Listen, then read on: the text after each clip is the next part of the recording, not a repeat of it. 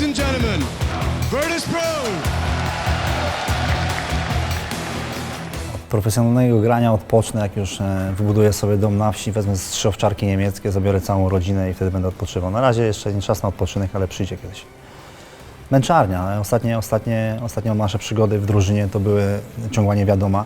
Nie wiedzieliśmy, co ze składem do końca, więc każdy męczył się ze sobą pod koniec, ale na szczęście te 13 czy 12 lat to były większość sukcesów, a na koniec zasłużyliśmy na kopa w dupę i taka prawda. Wiesz co, na nasze podejście, co różniło stare Virtus.pro do tego Virtus.pro, które było ostatnimi czasy, różniło wiele czynników. Można by wymieniać, tak? Bo można grać w grę 15 godzin dziennie, a nie będzie ci przynosiło efektów, a można grać 3 godziny dziennie i fajnie wspólnie czas spędzać poza grą i będą efekty, bo cała drużyna się integruje i fajnie spędzamy czas i są wyniki. No, ostatnimi czasy, jak to mówiłem, nie było kolorowo, ale mieliśmy cały czas ten sam cel, żeby wygrywać, ale nie było tak to silne, że po prostu, nie wiem, wypaliliśmy się na ten moment. Wiesz co? Na każdego przychodzi, jak ja jestem na tej scenie sportowej, że każda drużyna w końcu spadnie, tak?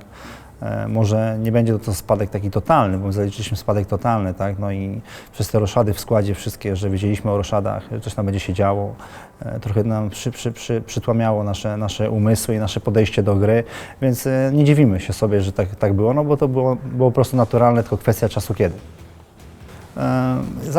Zawsze byłem aktywny w social mediach i czytałem to, co pisałem, zawsze starałem się, nie unikałem tego, więc często pod naszymi meczami, po meczach zawsze były komentarze, mój komentarz do meczu jakiegoś, ale zazwyczaj to był jakiś taki śmieszny, no wiadomo, czym bardziej śmieszny komentarz dałeś, tym bardziej jakby podgrzewałeś tą całą atmosferę, co tam się działo na tych moich social mediach, no i byli fajnie się za nami wstawiali, byli właśnie agresorzy.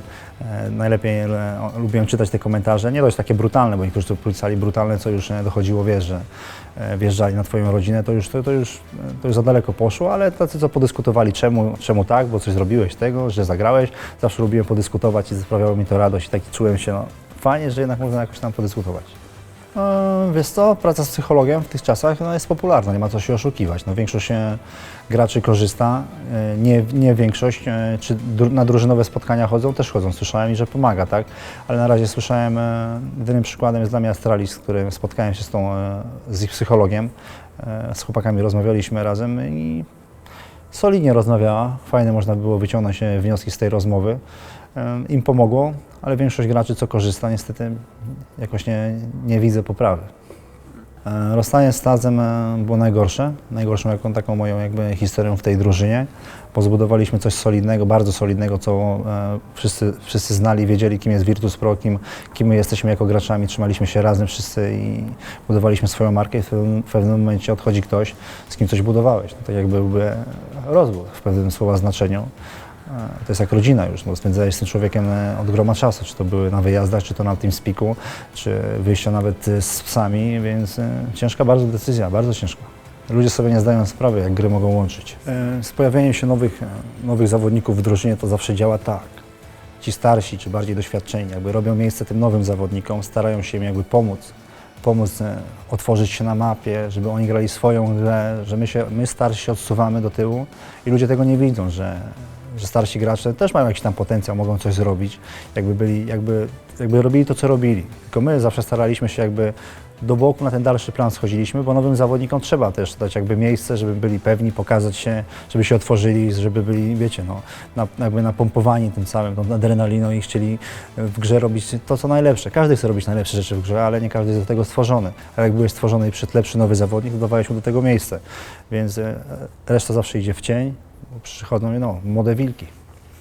Mi czy naszej drużynie, mi osobiście byłoby głupio wstyd wyrzucać gościa, który wiem, że poświęcił się tyle tej drużynie i robił wszystko bodajże i go zmieniać. I gdzie indziej trzeba winy szukać. Najpierw trzeba zajrzeć do samego siebie i powiedzieć, czy daje 100%, a nie szukać się tam, oglądać i zwalać na trenera winę. Ci wszyscy ludzie, którzy to komentowali, oni nie wiedzą, co się dzieje w środku drużyny. Kto jakie ma podziały, kto co robi, kto co przygotowuje, jak się przygotowuje i ile poświęca. Jakbyście to wiedzieli i z tydzień, z 2 tygodnie czasu poświęcili na treningi, byśmy mogli wszystkich tych ludzi zaprosić, jak to wygląda, to wszyscy byli w głębokim szoku.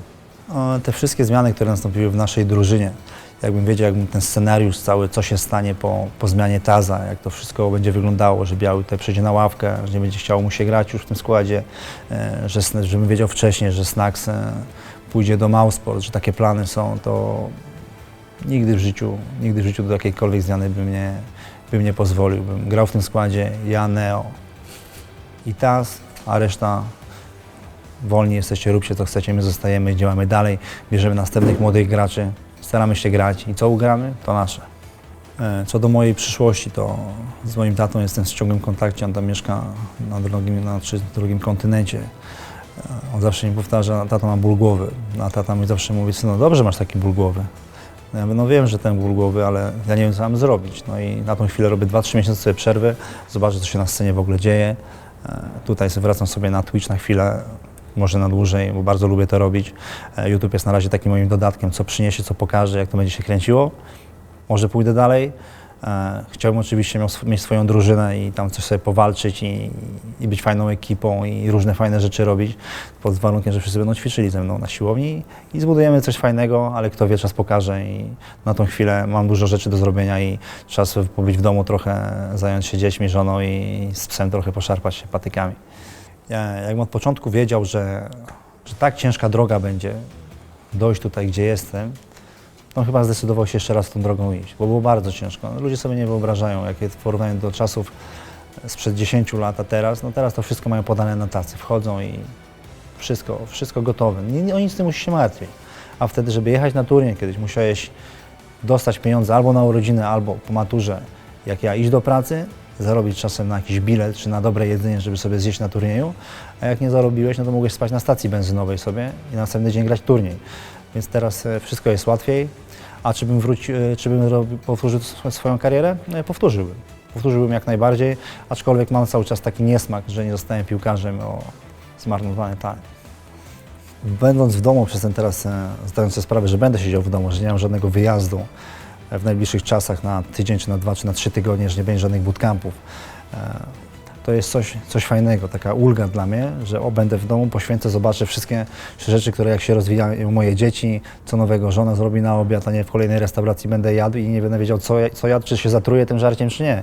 Ale najlepsze w tym wszystkim jest to, że wiedząc, że już nie będę na razie grał, ciężko się jakby dogadać w domu z rodziną, bo oni planowali wszystko pod siebie, przez ten czas sobie nie było, a teraz ja jako dodatek taki dochodzę teraz, że wiedząc, że będę w domu, ja muszę się podpasować pod ich plan. Zawsze miałem ja swój plan, ale teraz niestety ja się podstosowuję pod ich plan. To jest najcięższe. Ja jako gracz, jako Pasza Biceps na swoją markę pracowałem przez całą swoją karierę. I poznałem tylu ludzi, wypracowałem sobie szacunek u graczy, u jakichś organizatorów turniejów, czy właścicieli drużyn, czy nawiązałem kontaktów mnóstwo i naprawdę solidnie oddaję się całym sercem tej grze, więc nie byłoby jakiegokolwiek sensu odchodzić z tego biznesu, bo po prostu ja tym żyję i cały czas w tym jestem i chcę tu być. No, poświęciłem tyle czasu, tyle godzin, że cokolwiek jakbym miał zmienić na co innego, to bym, nie wiem, się czuł jak w dżungli chyba. Więc oddaję się cały e-sportowi i na razie niech tak zostanie.